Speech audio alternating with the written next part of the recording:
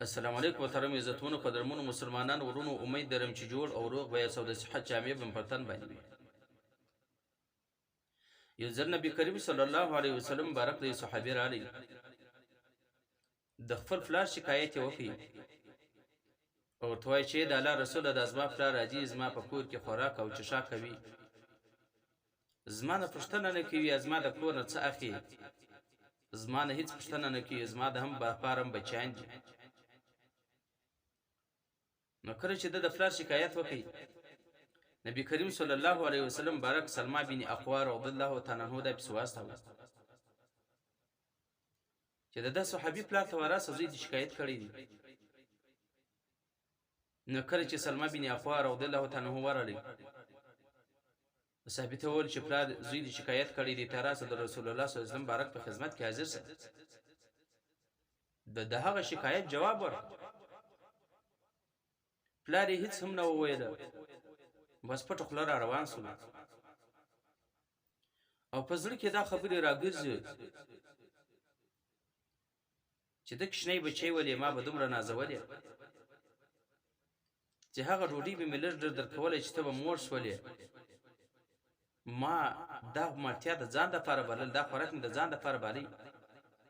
چې کله به ما اوبه څښلې او تا به طلب کړې ما به هغه د خولې اوبه تا ته درکولې او ته به مو بکلې او زه به د هغې تږی پاتې شولم. نن تا ما ته د همسایه حیثیت نه کوي را چې دا یې همسایه دی خیر دی ګوله دې وخوري د نوکر دی خدمتګاره حیثیت یې نه کوي را چې دا خو زما نوکر ولو او نن تا زما شکایت رسول الله صلی الله علیه وسلم مبارک ته وکړ. نو دا صحابي را روان دی کله چې مسجد نبوي ته راورسېدی په دغه ټیم کې جبرائیل علیه السلام راغلی د رسول الله صلی الله علیه وسلم مبارک په خدمت کې حاضر سو عرض وکړي چې ای د الله رسوله دغه صحابي چې د خپل پلار شکایت کړی دی پلار یې راغی دی راغلی الله تعالی فرمایي چې دته واپس لکه چې د کوم خبرې راتېرې سولې راګرځېدلې هغه خبرو دې ماته ډیر خوند راکړي هغه خبرې په خوله باندې وکړه زه پر تا باندې رحمېږم. نو کله چې دا صحابي د رسول الله صلی الله علیه وسلم مبارک په خدمت کې حاضر شول د الله رسول ورته فرمایي چې هغه شکایت خبرې به وروسته درته کوم او کومې خبرې دې په زړه کې ګرځېدې راګرځېدې د هغه خبرو هغه خبرې یعنې یې ښکاره کړه په خوله باندې وکړه. د صحابي ورته چې د الله رسول تاسو څنګه علم وسو نو رسول الله صلی الله علیه وسلم برکت ته فرمایي چې جبرائیل علیه السلام را دي الله تعالی فرمایي چې ایز ما بندا کومې خبرې دي پزله کې راګرځېدلې دي هغه خبرې په خپل باندې وکړه هغه خبرو ماته ډیر خوند راکړي زه په تا باندې رحمېږم.